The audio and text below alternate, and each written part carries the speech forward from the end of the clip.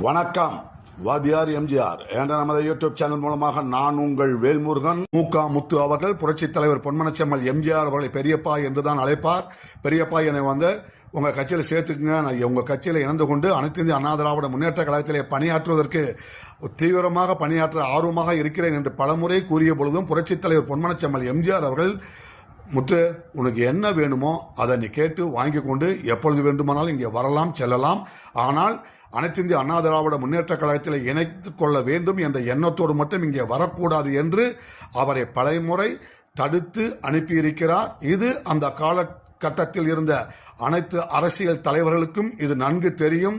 காலத்தில் அனைத்து இந்திய அண்ணா திராவிட முன்னேற்ற கழகத்திலே இணைந்து பணியாற்றிய முத்து அவர்கள் கோபாலபுரத்தில் கருணாநிதி வீட்டில் திமுக கொடி பறக்கும். அவர் வீட்டிலிருந்து 4 வீடு தள்ளி எதிர் திசையில் முத்து வீட்டிலே அனைத்து இந்திய அண்ணா திராவிட முன்னேற்ற கழகத்தின் கொடி பட்டொலி வீசி பறக்கும்.